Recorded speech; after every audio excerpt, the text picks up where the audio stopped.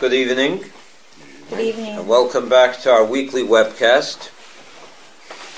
I didn't call it the Parsha webcast because tonight we're not going to do the Parsha.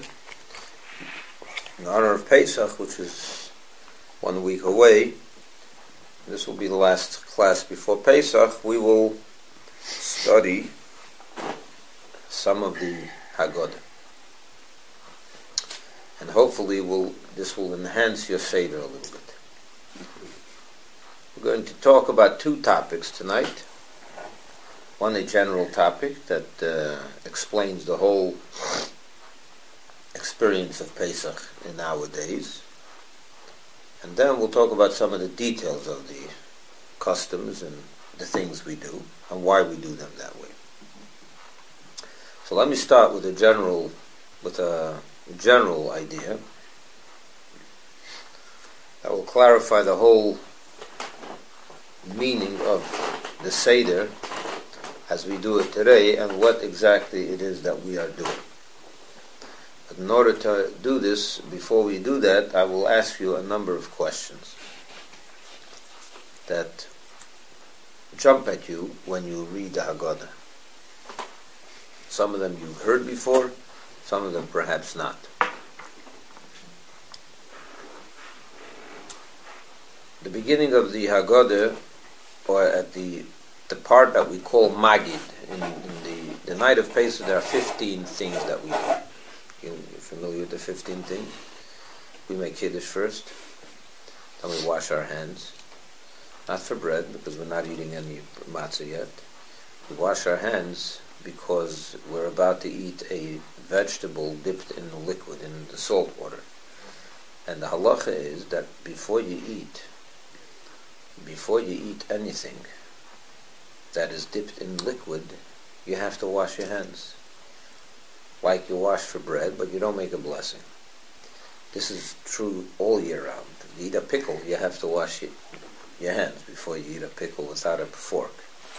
Because you're touching a pickle that's dipped in liquid, any pickle comes from liquid, so that you have to wash your hands.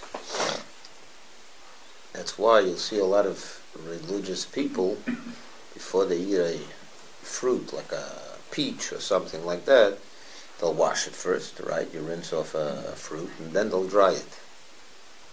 They'll dry the fruit before they eat it, because if it's not dry, then you have to wash. It's like a fruit dipped in liquid. It's got water on it, so you have to dry it before you eat. So in the Pesach, a lot of people, so even if some people are not careful with this law all year round, on Pesach we're very careful with everything. So before we dip the vegetable in the salt water, which is known as karpas, we wash our hands first. Just like motzi? Without the bracha? Without the bracha, yeah. So you have already three things. You make kiddush, then you washed your hands, and then you ate the vegetable and dipped in salt water. Following that, you break the middle matzah. And the reason we break the middle matzah is because the Haggadah, which comes next, the relating of the story of the Exodus, which is the next item, the fifth item, has to be related over the poor man's bread. And a poor man doesn't have a full loaf, a full matzah. It has a broken matzah, and that reminds us of the bread of affliction that our fathers ate in the land of Egypt. And that's exactly the very next thing. The next thing we do, the fifth item, which is the longest part of the Seder, is the reading of the Haggadah. And that starts with this following statement, and I'm going to read it to you. We just uncovered this broken matzah that we just broke. Half of it we put away, the larger half we put away for the afikom, and the smaller half we put right back in the Seder plate, or right under it, with the matzahs. And this is the thing we say next. This is the bread of affliction that our fathers have eaten in the land of Egypt, our forefathers. Whoever is in need, whoever is hungry, let him come and eat. Whoever is in need, let him come and bring and make a Pesach Seder. Now we are here, but next year we will be in Israel. This year we are here. This year we are slaves. Next year we will be free people. Now this is a statement that opens up the Haggadah. This is the first statement that we say in the Haggadah. It absolutely makes no sense. Nothing follows here. This is a very strangely worded 5 lines or 4 lines. It seems like there's 3 different things we're talking about in this little 4-line paragraph. The first thing we say, this is the bread of affliction our fathers ate in the land of Egypt, and we're also eating it. The next thing we say is we invite people to come to eat. If they're hungry or if they need a Seder, they should come to the Seder. And then we say something totally, now those first 2 things are unrelated, right? This is the bread of affliction that our fathers ate in the land of Egypt has absolutely nothing to do with an invitation to people to come eat at your Seder. There's no relation. And then the third item has absolutely also nothing to do with the two lines we just said, and that is this year we are here, next year we will be in the land of Israel. This year we are slaves, next year we will be free. Also unrelated, it's 3 different subjects packed into 1 paragraph. Why is that? That's question number 1. Question number 2, let's examine this for a moment. We are inviting people. This is a question we always ask. Why do you make an invitation at the Seder? You should make an invitation the week before. I mean, this is already 15, 20 minutes into the Seder right now. Where the people that are going to be at your Seder are already there. No one is hearing this invitation when you're making it, except for the people that are already there at your Seder. So why would we make an invitation to a Seder that no one can hear? It seems meaningless. That invitation, you call people before. My wife is already calling, she's doing all that now. You don't do that at the Seder, 15 minutes into the Seder. What is that all about? That's the second question. Third question. After the kids asked the Manishtana, we start telling the story. Indeed, we were slaves to Pharaoh in Egypt. He took us out with a great hand, a strong hand, and an outstretched arm. And then we say that if God would not have taken us out of Egypt, us and our fathers, our sons and our children's sons would still be enslaved to Pharaoh in Egypt. Right?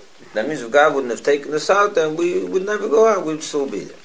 Which also, by the way, contradicts another statement in the Haggadah, which says clearly that after 400 years He would have taken us out. That was a promise that God made to Abraham that after the history. They didn't stay in Egypt for 400 years. How long were they in Egypt? 210. And after 210 years, they left. So God was nice to us. He took us out 190 years earlier. Good behavior, took us out early for good behavior.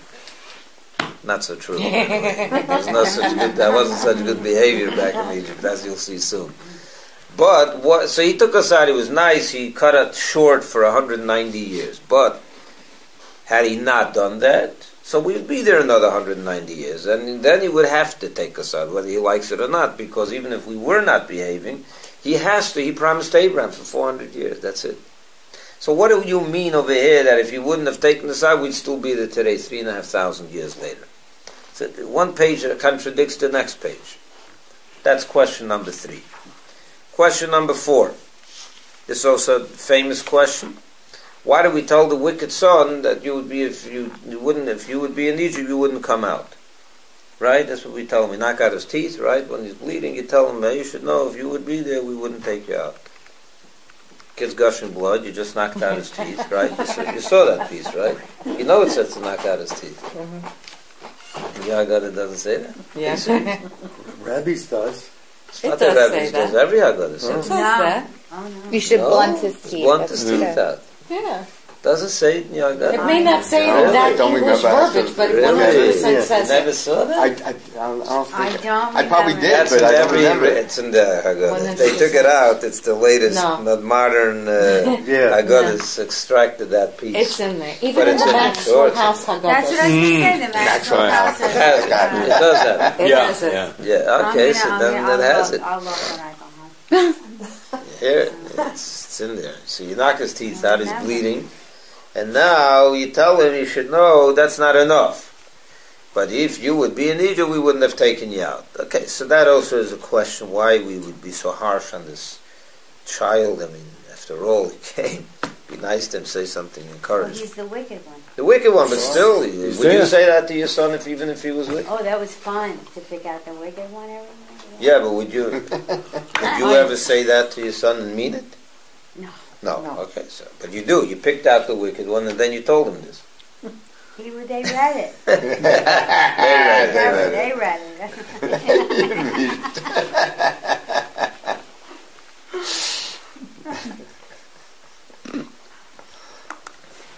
And then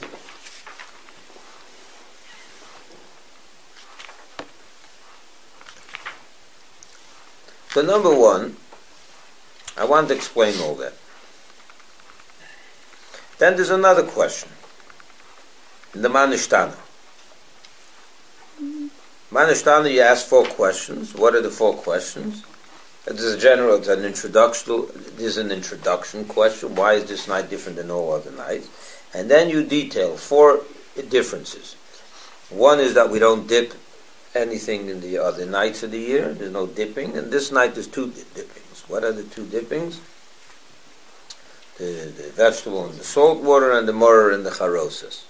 The second question the kid asks is why we eat chametz and not matzah. Why we don't eat all year round. We eat chametz. Tonight we only eat matzah. The third question, why all other nights we eat any kind of vegetable. Tonight we emphasize the bitter herbs. And the fourth question, why we sit reclined. And we don't do that on other nights. Now, a kid asks a question, he deserves an answer. Then every kid, at the end of it, understand it, especially if he says it in Yiddish, they say, Tate, ich habe dich gefragt, die 4 Kashes, jetzt bitte gib mir a Tirutz. The Father, I've asked you the 4 questions, now please give me an answer. And they start telling him a long story in the Haggadah about we were slaves and the whole thing. But they don't really answer these questions. There's no direct answer to these questions entirely. And the kid goes to sleep that night without an answer to 2 of his questions. 2 of his questions, he gets an answer. If he's a kid that is able to wait up till the end of the Haggadah, he gets 2 of his answers. But the other 2 he does not get. We don't answer anywhere why we dip and why we recline. Why we eat matzah we do answer, and why we eat mortar we answer. Right at the end of our God, this mortar that we eat, why? And we answer that they embittered our lives. And this matzah, why we eat? We eat because our fathers didn't have time for the bread to leaven till God revealed himself and took us out. So, first of all, that's another question. Why are you not answering the kids the answer? The question to their answer. They deserve an answer. Why don't we? And even the ones that we do, we wait till the end of the Haggadah. So the truth is that the Rebbe answers all these questions, he asks all these questions, and he answers it with one answer. The answer is as follows, that this first statement, when we make an invitation, it's not an invitation. It is not. We're not inviting anyone to the Seder, in the middle of the Seder, because it's silly to do that. That's not when you invite people. So what are we doing with this statement? Then the question was, why are these 3 seemingly unrelated pointers met up in the same paragraph? It says the Rebbe as follows. When you sit down to the Seder, you have a table full of people, and you analyze what is going on here tonight. What is the experience of the Seder? If I asked you, and so a non-Jew walked into your house watching the Seder, and he's totally ignorant of what's going on, he asks you, what is this? What are you going to answer? What?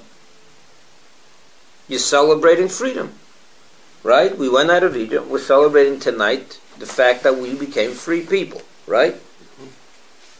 This is not such a complicated question and answer. That's the answer, no? That's what Pesach is. We celebrate Zman Cheruseinu, the time of our freedom. That's what we're celebrating on Pesach.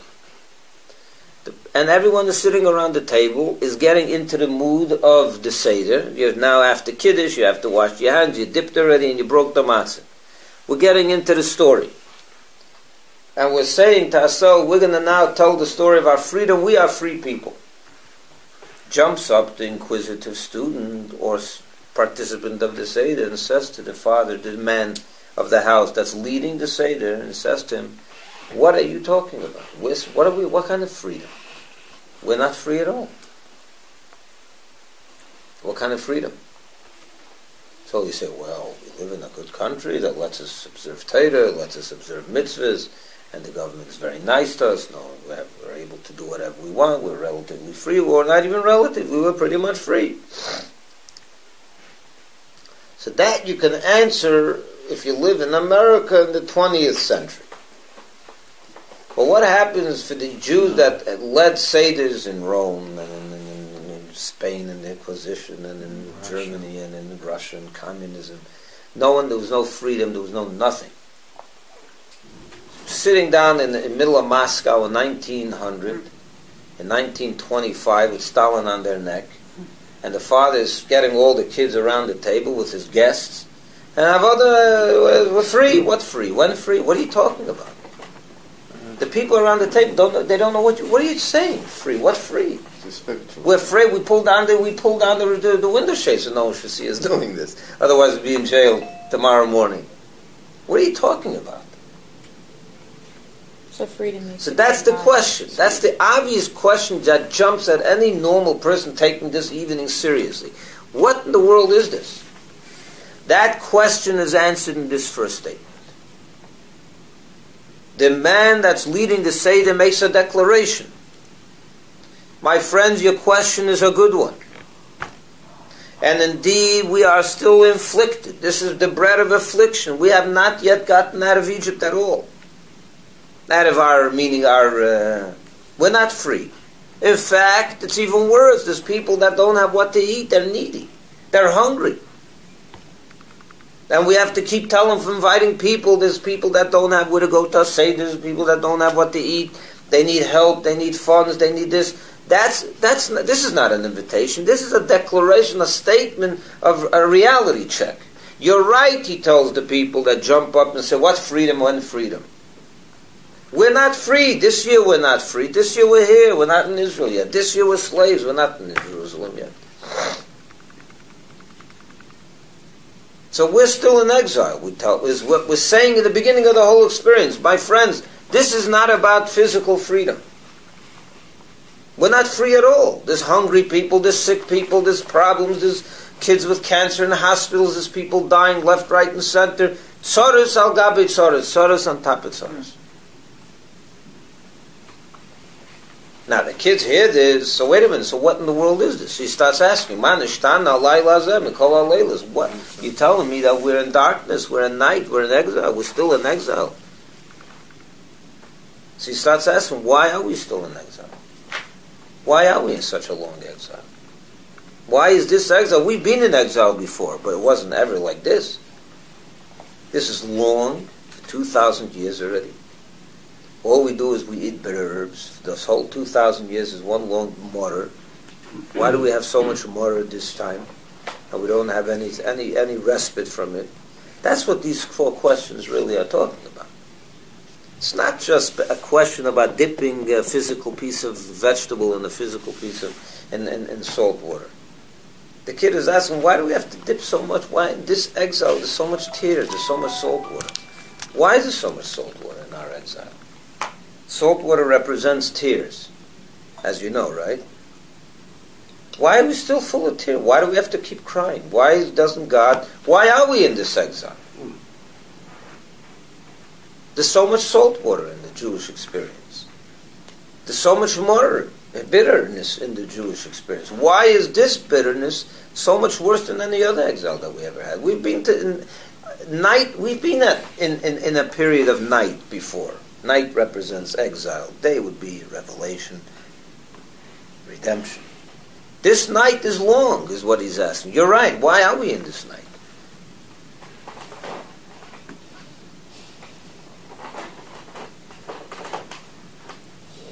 So that's the question the kid is asking. The questions come right after this declaration. The declaration says, the man of the house, the leader of the Seder says, my friends, this is not an evening where we're celebrating real freedom. It's physical freedom at all. Jumps the kid and says, why? Hey, Bazay, tell me why. Why are we in such a long exile? It's not right. Why did the exile in Babylonia last only 70 years? And this exile is lasting over 2,070 years.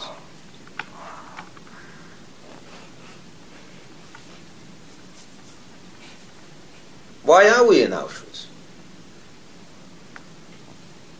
Why are we under Stalin's watchful eye? That's the question that we're asking here. It's also, obviously, the kids also asking why we do these different things tonight also. But the deeper meaning of these questions. So what is the answer? The first thing we tell them is like this. So, we tell them, my friend, my little boy, my son who asked the questions. First of all, we tell him, not every question has an answer. Your question is a good question. You don't have answers to all your questions. Not every question has an answer. And in fact, 50% of his questions don't get answered. And the 50% that do get answered, it's all the way at the end of your life. If you're lucky, you figure it out in the next 50 years, you'll know the answer. At the end of the Seder, at the end of your life, you'll get two of the answers. 2 out of 4, you're you're doing well. You get 50% of your questions, the mysteries of life, of God's running the world, you can figure out 50%. You're doing very, very well. But shouldn't be expected to you ask a question, you get an answer. It doesn't work that way. You got to live life. And you know, when you see the bigger picture, you maybe get an answer at the end of your life, at the end of the Seder. But what ultimately is the answer? So what are we doing here tonight? What is the, if we're still in exile, we don't know, we're still bitter, it's all what kind of freedom, what freedom, when freedom? So the Rebbe explains an interesting thing. We say over here, if we would still, if God wouldn't have taken us out of Egypt, we would still be in Egypt till today. Why? Didn't we just say that we'd leave in 400 years? So that's a known answer. The answer is that the Jewish people have corrupted themselves, not themselves. The Egyptians corrupted the Jewish people in Egypt, and that was a deliberate effort on their behalf. And the Jews, unfortunately, chose to allow themselves to be corrupted. When we say in the Haggadah that the Egyptians treated us badly, later on we say that, somewhere in the middle of the Haggadah. By Yorei Sonu HaMitzrim, the Mitzrim treated us badly, in English that translates. Says the Rebbe doesn't only mean they treated us badly. By Yoreu means bad. It means they made us bad. They corrupted us to become bad.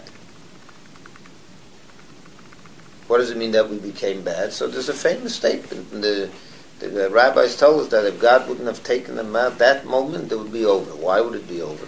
Because their souls were corrupt. They fell to such a lowly state in their spiritual connection to God that their souls had, this is before pre-Sinai, remember. Mm-hmm. So pre-Sinai, the souls were not yet, guaranteed to always remain spiritually connected to God. So the Egyptians really got into them. And they corrupted their souls to the point that had they stayed there a little bit longer, they would have indeed been doomed forever. And therefore we'd still be there today. So it's true that God promised to take us out after 400 years, but there would be no one to take out. It was over for us. He didn't. It was never meant to mean that we're going to be so corrupted, but we became so bad and so corrupted there that there would be nothing left to take out. So indeed, we'd still be there. We wouldn't be Jewish. We'd be Egyptian, but we'd still be there. So God schleps us out and takes us to Sinai. What does he do at Sinai? He marries us, he gives us the Torah. What he did was, the essence of what happened at Sinai is, he elevated the Jewish people to a state of reality, their neshamas, to a state of reality that they're never able, ever again, to be corrupted like that. They can get stained, they can ruin they can make their neshamas very, very, they can do a lot of bad things, but never to the point where they're doomed forever. That covenant God made with the Jewish people. He bound himself up in an everlasting relationship with the Jewish people that they could never fall ever again to the 50th level of impurity. Our rabbis told us that in Egypt they sunk to the 49th level out of 50. If you end up in the 50th level, you're finished. So God had to come right away before we fell into the 50th. So in Mount Sinai, the essence of Mount Sinai was that God gave the Torah, you're right, He married us, you're right. What does He married us mean? He got into a relationship with us, an everlasting bond, where He made a promise that you will never, as a people, will never be doomed again. Meaning you'll never be able to, your souls will always have that connection to me to the point where there's always hope. You can never fall down again. That's the freedom we're celebrating on Pesach. It's not the freedom of Stalin. We're no longer under Stalin's rule. Yes, we'll be under Stalin's rule maybe for a little longer. Chas v'sholom. But even though, my point is, even if we're under his rule, they could still make us Seder because they're not celebrating the physical freedom. That's not what Pesach is. There's two freedoms. There's two things that happened on Pesach back then. One was more significant than the other. The first thing that happened was God took us out of Egypt. He made us free in the physical sense. But that freedom didn't last. And we recognize that right in the beginning to say that first freedom did not last. There's hungry people, there's starving people, we're here, we're slaves, the Stalin's looking through our windows, and we're not free in that sense. We went back right into exile in a very short period of time, multiple times. And we're still in exile. We make that statement right away. We're not out of Israel, we're not out of the Bush at all. But my friends, that's not what we're celebrating tonight. The second thing that happened at the Exodus from Egypt was that He scooped us out from an everlasting dooming, spiritual doom. And He made a promise that exile you're never going into again. You'll never go back into such an exile. And therefore, although we're not physically free, spiritually we are always free. And that's why we told the son, that little boy, that nudnik, that bad kid, we tell him, yeah, you're here today because you were taken out of Egypt. Your attitude, in Egypt you would be out, you would be doomed. But now, God, you were at Sinai, there's always hope for you. The emphasis over here is if you'd be in Egypt, you wouldn't go out. Because in Egypt was before that bond. But once you went out of Egypt, and God, you stood at Sinai, and every soul was at Sinai. We tell this wicked son, there's hope for you. That's the point. It's a message of hope, not a message of doom. We're telling there you wouldn't go out. Well, when Mashiach comes, you're coming with us. Because every Jew is coming with us. Because no one, even your attitude, you can corrupt yourself a lot, but not completely. So be a mensch already and stop wasting your time. That's what we tell them.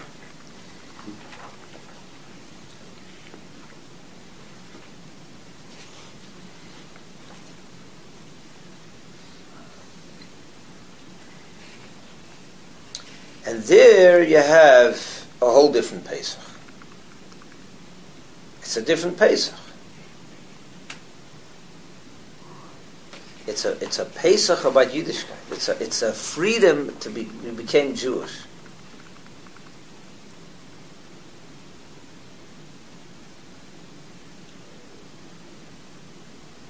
So yes, there's no contradiction. Why is there no contradiction? And the normal circumstances it would be 400 years, but things went crazy there. Things went beyond normal there. Jews totally lost their connection. And that was a bad moment. And that's why when God took us out, it had to happen immediately. That's why it says the Jews had to run out of Egypt. It says when Mashiach comes, we're not going to run, we're going to walk. Take our time, leisure. There's no rush. In Egypt, it says the Jews had to run because there was a rush. They had to get out of that environment in an instant. They couldn't stay there for a second longer. You wanted to ask something? We didn't have a neshama before? We had, but it wasn't at the same level as post-Sinai. The pre-Sinai neshama was not at the same level as the post-Sinai neshama. Now let's talk about some of the details. That's also, by the way, one of the reasons that we start off the story of the Haggadah a little bit later, after we talk about the four sons, we start talking about our ancestry and our history. We were idol worshippers. Yeah, Abraham was an idol worshipper before he found God. And we're not embarrassed to say it. We say that. You know that. We remember that part, right? Yeah, Remember that part, huh? I remember that part. Why do we say that? What are you bringing up old, bad news for? We don't say that. Their answer is that that's part of the story. Yes, we do. There's us before Sinai, and then there's us after Sinai, meaning after Egypt. And we're pointing out the difference. Post-Egypt, it's a whole different world. Because that is what we're talking. That is what Pesach is.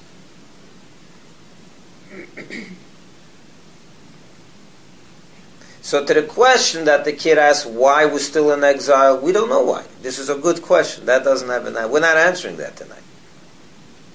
I don't know why we're still in Egypt. It doesn't make sense. You're right. We should not be physically in exile either anymore. It's not nice for God's children to be physically in bondage. It doesn't make sense. Why are we still in bondage? Why it's so bitter? There's no answer for that. But that's not what we're coming to celebrate here tonight. So we don't need an answer for that.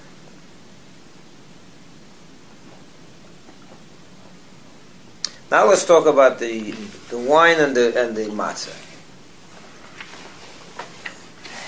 Wine and the matzah is an interesting thing.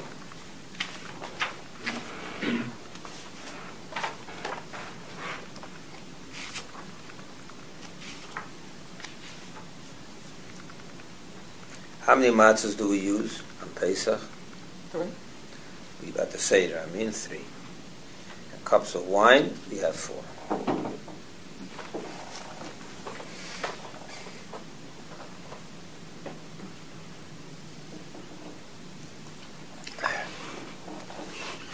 Why do we have 3 matzahs and 4, 4 cups? The 3 matzahs represent, there's a number of reasons. One of the reasons is to remember the 3 forefathers of Rabbi Yisroel and Yaakov, and the 4 cups of wine are there to remember the 4 mothers. Another thing is the 4 cups of wine are there to represent the 4 words or different terms that God used when He promised redemption. He said, I will redeem you, I will take you out, I will save you, and I will take you to me as a people. So to represent those 4 expressions of redemption, we have 4 cups of wine.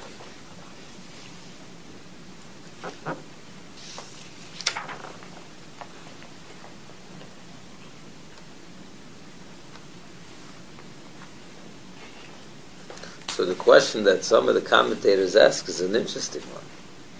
So you have something that represents 4. So why 4 cups? Maybe you should have 4 matzahs and 3 cups. Why did you choose to make 4 cups and 3 matzahs? Have 4 matzahs and 3 cups. Huh? That's a good question. So there's a technical reason. What's the technical reason? Technical reason is because the matzah you have 2, because one of them has to be broken to say the Haggadah over the poor man's bread, and then later you have to make a motzi matzah, the blessing on motzi, right? And so like every Shabbos you have 2 challahs, and they have to be whole. So you have to have 2 whole matzahs, and the third one is to have the broken one, that you say the Haggadah over the poor man's bread. So there's no need for 4, so you only need 3. That's why you have 3, not 2, whatever. 3 is needed at the Seder, so we have 3 matzahs. But that, that's technically true, but there's got to be something more than that. There's a reason why, at the end of the day, the redemption is represented by 4 cups of wine and not 4 matzahs. And we don't have 3 cups of wine. Here's the reason.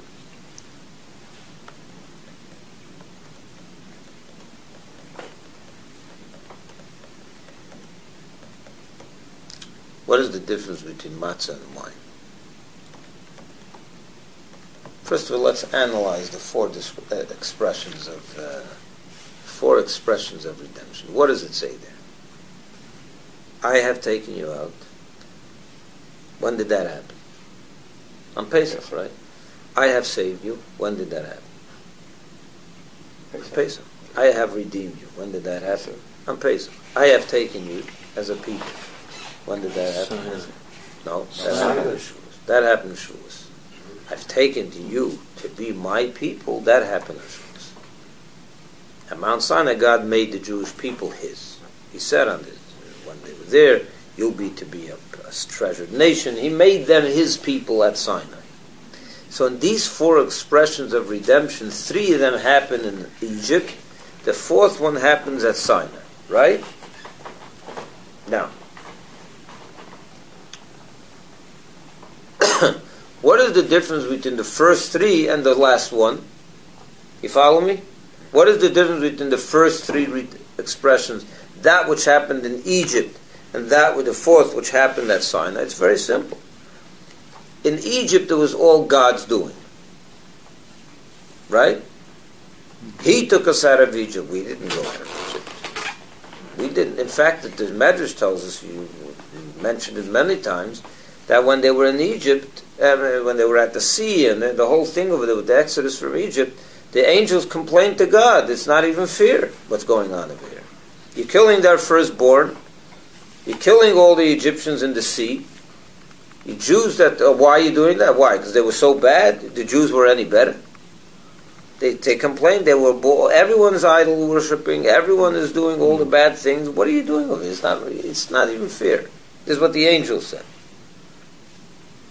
Which tells us about the Jewish people's poor spiritual state in Egypt. They didn't earn this redemption at all. This was entirely God's doing. It was His initiative from beginning to end. He pulled us by the collar and schlepped us out. And in fact, a lot of people didn't even want to go out. And they didn't. Some will say 80%. There's an opinion that says 80% stayed there. So we weren't at all people that deserved this redemption. So this was initiated from Hashem completely. Correct? Mm-hmm. Which, by the way, being that we were in such a poor state of such a poor spiritual state, that's why the matzah has to be the poor man's bread, to represent how spiritually deficient and impoverished we were. But here's the other question. Why don't we have, instead of a broken matzah, let's have a half a cup of wine to represent the poor man's wine?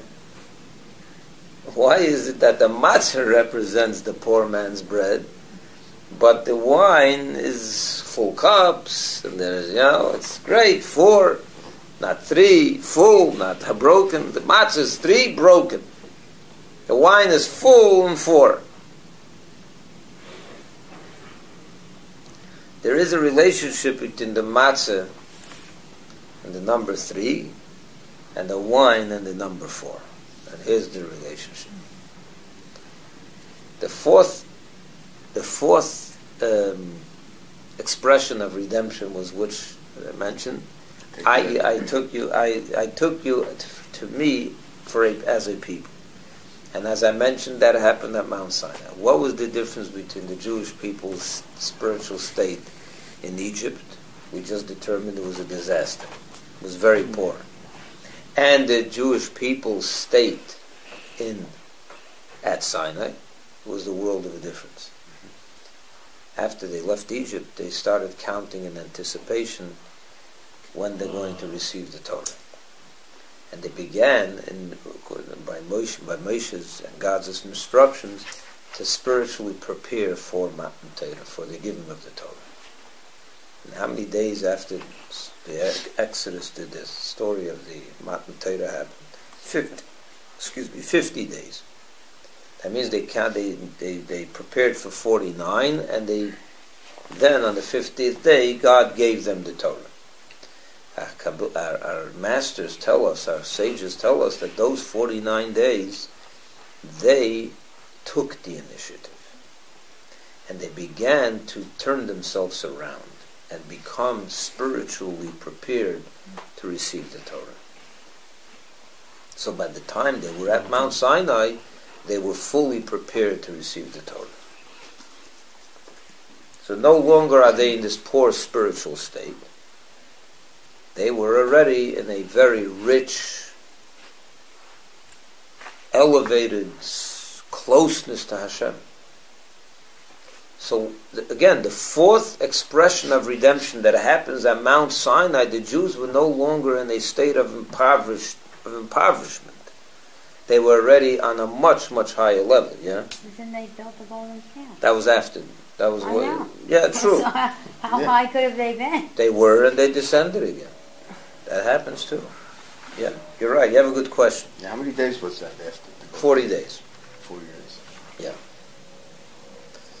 So, what is now? Let's talk, now to go back to the wine and the matzah. What is the difference between matzah and wine physically? Solid and liquid. One is Solid and liquid. One's a liquid. good, that's true too, but I'm saying, yeah, you're right. But in terms of, One's a food and one's a drink. one is more celebratory, and matzah is a little flat. Yeah. Not just physical, not just flattened that way, but its taste is also a little bit, it's tasteless basically. Yes. It's not a really pleasurable taste. Wine is, people enjoy drinking wine. It makes them happy. It makes them joyful. Right?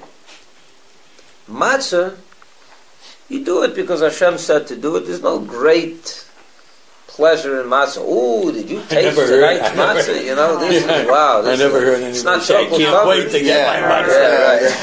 I can't wait to have my first piece of matzah. Right. Oh, really? Actually, I do enjoy when I get to it finally because I'm hungry by that. But, you know, Right. I like matzah. but if it's not chocolate covered matzah, it's not exactly. Matzi and eggs, chocolate covered matzi. What? Chocolate covered Matzah, matzi. yeah. But if it's not chocolate covered, by the Seder we don't eat chocolate covered matzah. So it's a tasteless food, really. Right. If you had to analyze the matzah and the wine on its spiritual level, you would say the following. Matzah represents the Jews as they left Egypt, and wine represents the Jews as they stood at Mount Sinai. Why would I say that? The tasteless matzah represents the tasteless Jew. In Egypt we were tasteless. We had nothing to show for ourselves. We were impoverished. We were really nothing. But 49 days later, we achieved spiritual greatness. We began to become part of it. This is no longer superimposed upon us from above. In Pesach it was all superimposed. God was doing all the work. It was all God's doing. We just kind of like, we were just pulled along. We came along for the ride, even to a certain extent, not against our will, but against our, we weren't there. We weren't there. By Matan Torah we were there. At Sinai we were there. We at that point began to initiate, not began, but we started a process of giving ourselves some taste. By the time we reached Mount Sinai, we tasted good. There was someone home. There was someone to talk to. There was a spiritual being that was listening, that was able to receive the Torah, that was on that level, that can appreciate it, that enjoyed it, that simply enjoyed it. At Matan Torah we were wine. In Pesach and in Egypt we were matzah. That is why the matzah is 3 and the wine is 4, because the wine represents that fourth expression of redemption.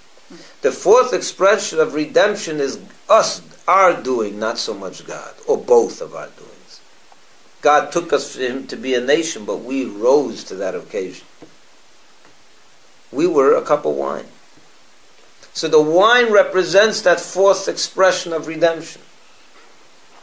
So the wine is the 4 and the matzah is the 3. Because the 4th expression of redemption we were a cup of wine. We enjoyed the experience. It was wonderful.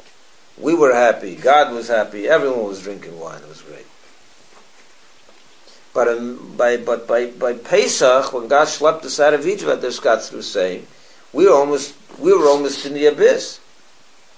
If not for His kindness, we wouldn't be here today. We'd be doomed. So that's not a people that can brag about, a spiritual achievement. There's no cup of wine to be talking about. It was flat, tasteless matzah. And that's why that is 3, the matzah is 3, and the wine is 4. Because the wine represents that 4th expression of redemption. And therefore all 4. You said He dragged us out of Egypt. Yeah. So why didn't He take all the Jews out of Egypt? Why They didn't want to go. They didn't want to go. But you said He took us out, so most of us... They refused. No, but I mean, even So the there had to 2 be a million that difference. went There had to didn't be a really want to go. difference.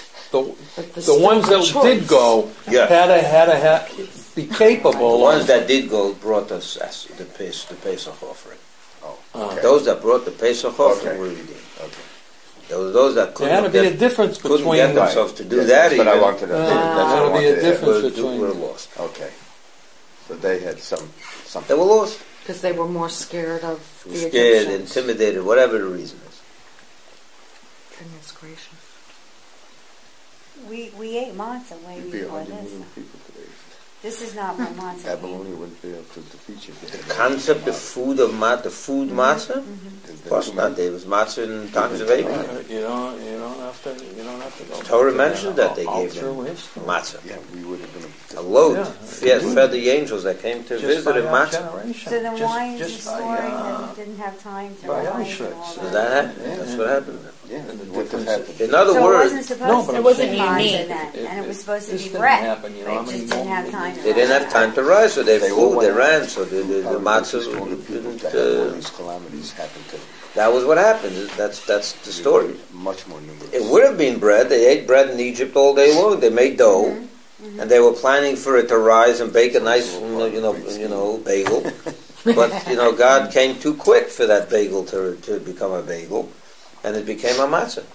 So why Pretzel. did they eat matzah way before that? What Why did did what they? did it represent before this? The matzah, nothing, just flat bread, flat dough. I'm not sure what your question is. It's not a new food. Matzah didn't come to the world on the night of Pesach, Well, that's 3,300. what we always led to believe. Well, not knowing everything, No, there was matzah before.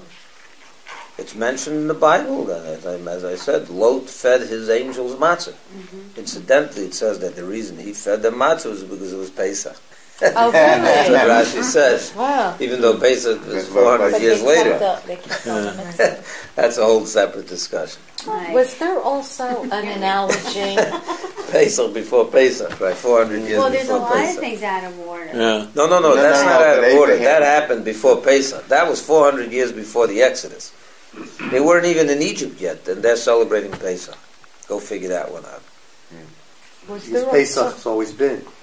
That's okay. Yeah. It's a separate discussion. an analogy between the 3 matzahs being the 3 galluses and the 4 wines, the 4 redemptions? With the, Which 3 goals? There's 4 Mitzrayim. goals. This 4. usually talks about 4 exiles. Okay, the Mitzrayim, Mitzrayim, the Bavel, first temple. Oh, I'm not Babylonia. counting Bavel. The first temple, right? Yeah, the that first they went temple, into Babylonia after the and first then temple. from after the second temple through now. No, there was more. There was also Greece. Yavon and Edom. There were 4 exiles that the Jewish people were under. Edom is the last one, the last 2,000 years. Yavon was in the time of the second temple. They were under Greek rule. Okay. And then you had Bavel, Babylonia, and Egypt. 4 exiles, yeah. Okay. So to answer your question, matzah was always a food, a staple. It's not a new food that was introduced on Pesach. what Pesach brought about, first of all, God told the Jews to eat in Egypt matzah. He gave them a commandment to eat matzah. But also when they left Egypt, they didn't even have time to make... In other words, the point of the matzah is to represent the swift revelation of God that took place in Egypt that night, for which reason they couldn't even have time for their dough to become bread, and they had to eat matzah. So it's not that the matzah in itself represents the miracle. Well, that's till you learn Chassidus. Once you learn Chassidus, you understand that the matzah itself represents the miracle, which is a different discussion. Come to Kabbalah of Pesach, you'll figure it out. But it's the matzah was a result of the quickness, the swiftness of the revelation. If we had a chance, we're out. You know. Therefore, it became matzah, not bread. But everything in Torah is exact, and therefore, if it became matzah, it's obviously there's a connection between matzah and redemption. So what is it? Do we have to drink wine or do we have to drink matzah? What's better, wine or matzah? Both. Is Egypt better or Mount Sinai Mount better? Sinai is much better. So the wine is the ideal. Matzah is almost like, you know, God had to save you, so that's what you are. You're matzah. You didn't deserve it, but that's not true because we eat both, and there's an advantage in both. What's the advantage of both? On the one hand, we said matzah is flat, tasteless,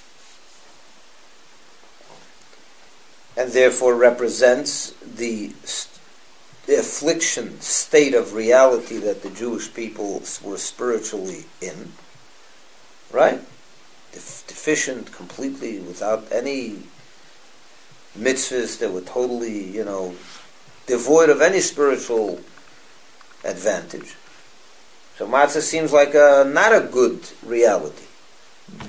Wine, on the other hand, represents an elevated state of reality. We grew, we initiated, we grew to the point where we now enjoy and celebrate this excitement and this connection and relationship with God.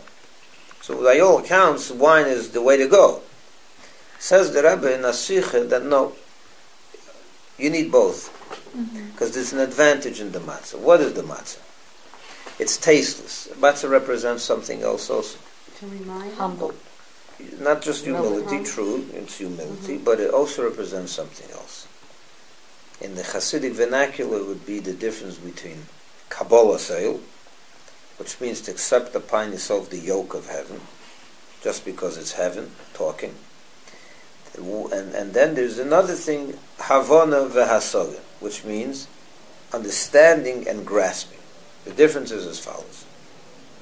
God gives a mitzvah. God gives a mitzvah. Put on tefillin.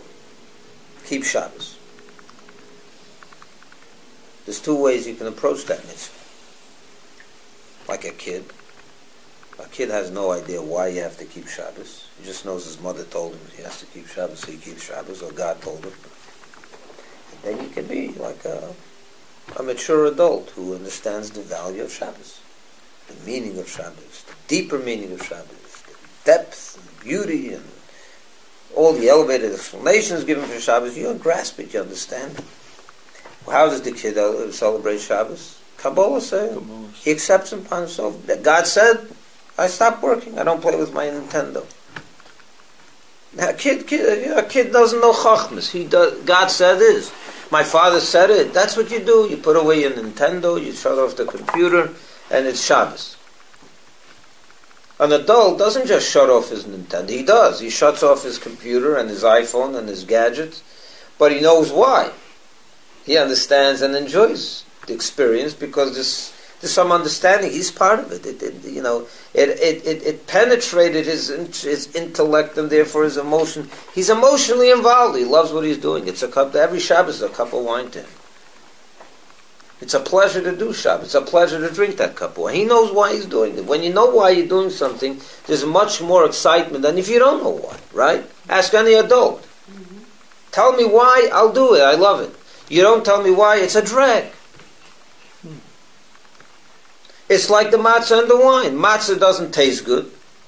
Wine tastes good. So matzah represents Kabbalah sale, a tasteless Judaism. Right? What do I mean by tasteless? I don't know why I'm doing it. I don't have a joy in this. If my mind doesn't get a hold of it, and my heart doesn't feel it, what is it? It's almost like it's not me. I'm doing it with some other entity. God wants me to do it, so I follow along. There's little taste in that, right? But the Rebbe says there's something even better than taste in that. Mm-hmm. Kabbalah Seil, it lacks in one area, but because it lacks in this area, it has an advantage in another area. Let me explain. And with this I'll conclude tonight. Let's take the adult. Yeah? You keep Shabbos, and your rabbi told you why. You learned in the Torah, you learned the whole Talmudic tractate Shabbos. You know every law why. And you don't only know why, but it even sits well with you. It makes sense to you. So it's intellectually stimulating. It's intellectually healthy. It's emotionally great. The problem here, and here's the disadvantage of that. If your whole Yiddishkeit is based on your wine and your intellectual comprehension of the mitzvahs, you're in dangerous territory. Mm-hmm. Why? Mm-hmm. Why? Because you are a limited human being. And your intellect, as smart as we think we are, and with God's gift to humanity, we're still limited. We're still limited. We know very little. Today we understand it, today we love it, tomorrow, who knows? Or next year you may not love it so much, because something, it doesn't make so much sense to you anymore. You have a crisis in your life and it no longer makes sense. It makes sense today, doesn't mean it's going to make sense in a week, or in a month, or in a year, or in a decade. So if you're going to be a Jew, because your intellect, your brain and your intellect is excited about being a Jew, and that's it, on that you rely, it's only a matter of time you'll veer off. Mm-hmm. It's not a healthy Judaism. Mm. The matzah, on the other hand, what is the matzah? It's like a kid. What's a kid? A kid is Kabbalah Seil. He knows what he has to do because he's told by a higher authority. He trusts his mother, he trusts his father, he trusts God. That's it. He does it. You don't have to tell him why. Because even if you tell him, he doesn't know what you're talking about. It doesn't make it. He doesn't understand it anyway. So he does it because God said to do it. That lacks the joy of wine, but it has the foundation, the solid foundation of matzah. It's matzah. What is matzah? It's tasteless. What does tasteless mean? It's not your joy. So why do you do it? Because you're doing it because God said, right? Now that's something you can rely on. Because in 10 years, when you're not inspired anymore, well, I wasn't inspired then either. I do it because God wants it. So it's a difference what I think and what I understand. It wasn't about that to begin with. So it's a healthy Judaism. It's a reliable Judaism. Kabbalah Seil is a reliable Judaism. You understand? Kabbalah Seil is a reliable Judaism. Wine is not. So maybe we should just eat matzah and forget about the wine. You need both. So the Rebbe says in this sikh, you need both. Because and why do you need both? Why don't you just rely on the foundation of the yoke of heaven? You do it because God wants you to do it, and that's the healthiest Judaism. Is that what we just said? The answer is it's the safest Judaism. The answer is you're an adult. God also wants that not just your hands and feet should do Judaism and your mouth should drink wine. He wants your head to be in it. He wants your head to be part of the experience also. And everything in your head. What's in your head? A brain. An intellectual capacity. So he wants you to understand, because that's what a human being is made up of. He's not just made up of hands and a mouth, hands and feet. It's made up of a brain and a heart. So if you don't drink the wine, if you don't ingest the joy of intellect, where you can make it your own experience on your level, and you're only relying on God's level, on Kabbalah sale, so you're on healthy ground. It'll probably stay there forever, but only half of you is there. Only half of you is there. The most important parts of the human experience are not there, which is the intellect and the emotions. So your mouth is chewing the matzah. Your hands are putting on tefillin. And your hands, and you're doing Shabbos, you're making Kiddush, you're saying the words, and you're shaking yourself, and, you're doing what you have to do. You're not turning on lights, you're not driving, you're not... But where's your head? Where are you? Where's the person? The neshama is not enough. You need that the neshama should penetrate the whole human being. That's why wine is important. So there's the foundation, and then there's what we build on the foundation.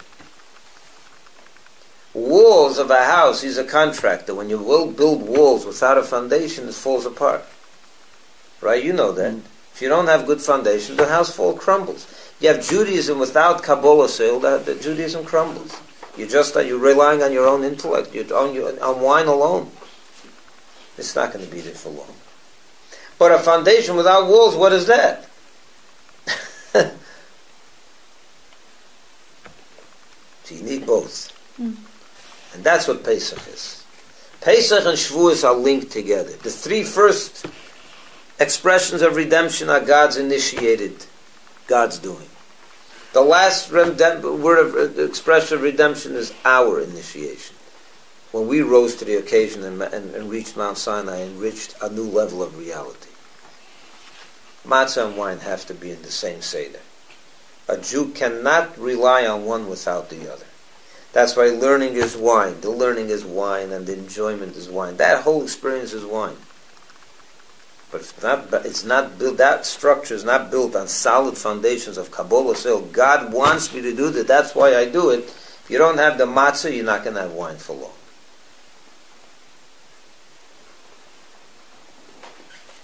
And if you don't have wine, there's only a small part of you involved.